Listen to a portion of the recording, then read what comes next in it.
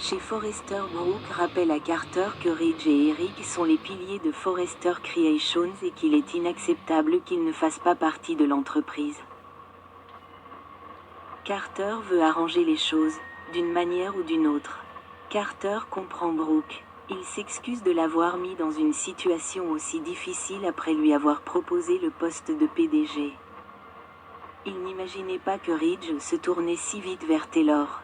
Brooke est choquée par la rapidité avec laquelle Ridge s'est tourné vers Taylor, mais elle sait qu'il s'est senti trahi. Non seulement par ses actions, mais aussi par celles de Carter.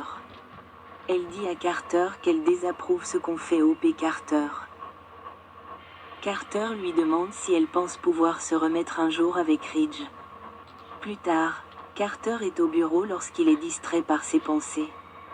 Il repense au moment où Ridge et Steffi ont signé les papiers de la SARL, donnant le coup d'envoi du rachat. Au manoir Forrester, Ridge raccroche au téléphone avec les avocats, qui affirment avoir les mains liées. Steffi lui explique que cela pèse sur Carter et qu'elle va trouver un moyen de retourner la situation en leur faveur.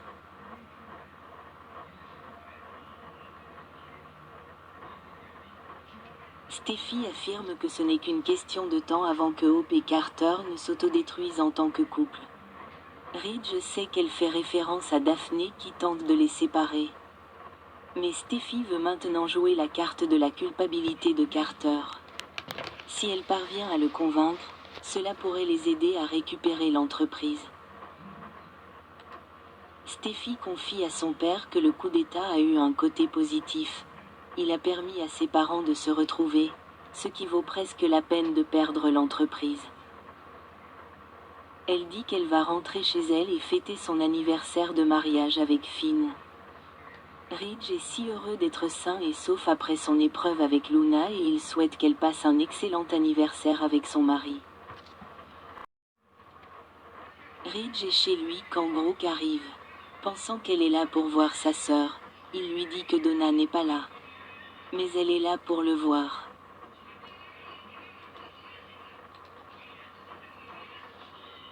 Elle lui confie qu'elle déteste être en conflit avec lui et qu'elle veut arranger les choses. Elle l'aime toujours et sait qu'il ressent la même chose.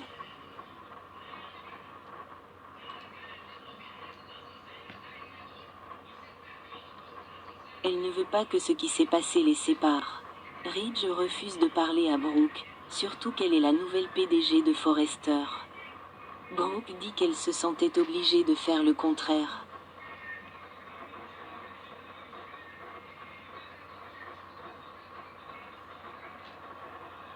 Car elle travaille en coulisses pour que l'entreprise revienne à sa famille.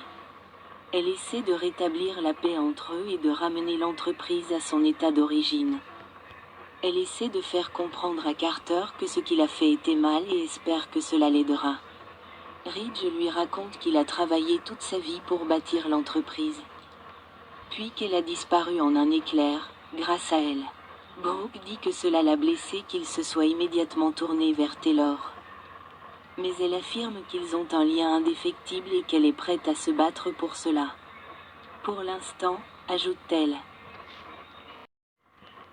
Chez Bill, ce dernier n'arrive pas à croire que Luna a failli se faire avoir. Will et Electra sont arrivés et ont failli la découvrir. Il lui rappelle qu'elle est assignée à résidence et que personne ne doit savoir qu'elle est là. Bill dit à Luna que ses fils s'inquiètent pour lui à cause de son comportement. Luna, qui semble étrangement indifférente, dit qu'ils iront bien et qu'elle espère qu'ils les laisseront tranquilles pour qu'elle puisse retourner à l'émission qu'elle regardait. Soudain,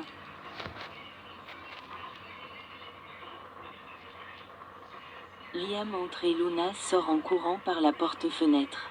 Bill, ayant évité une crise, serre son fils dans ses bras, qui veut savoir ce qui se passe.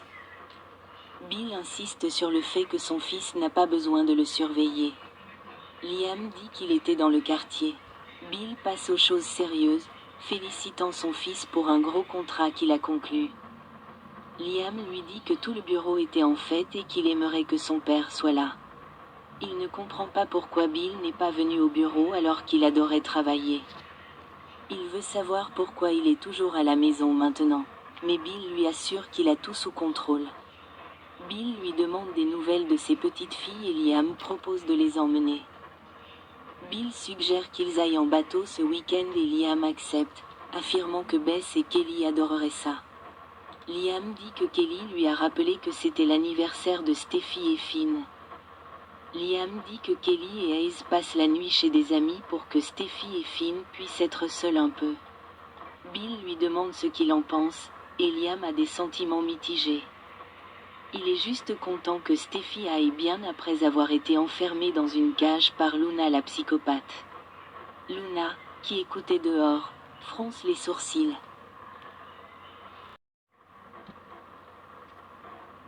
À l'hôpital, Finn continue de demander à Poppy si elle savait qu'il était le père de Luna.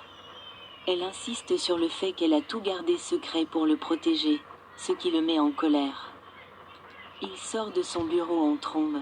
Finn affirme qu'il aurait fait un test de paternité plus tôt s'il avait pensé qu'il était possible qu'il soit le père de Luna. Poppy lui répond que, pour leur bien, ils doivent garder le secret. Il sort à nouveau en trombe de son bureau. Plus tard, Finn est à la prison et demande où est Luna. Le même gardien lui dit qu'elle n'est pas disponible, mais Finn lui répond qu'il doit la voir immédiatement.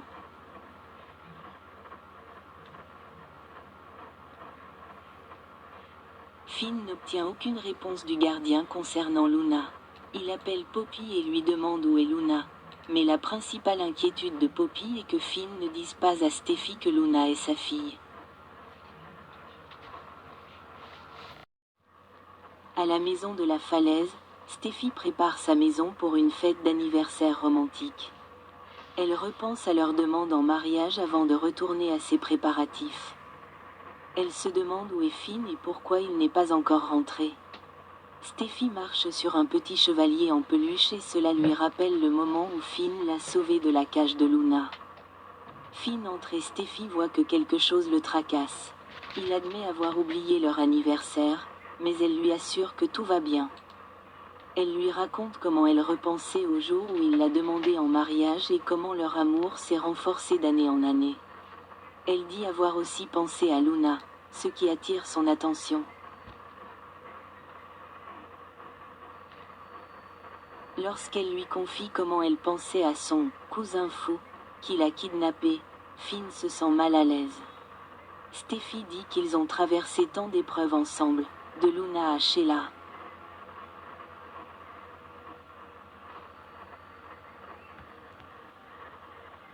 Mais que leur amour ne fera que se renforcer. Elle lui dit qu'il peut lui dire ce qui se passe. Il entend la voix de Poppy dans sa tête lui dire de ne pas parler à Steffi du fait qu'il est le père de Luna. Mais il ne peut pas garder ce secret. Il dit à Steffi qu'il y a quelque chose qu'elle doit savoir.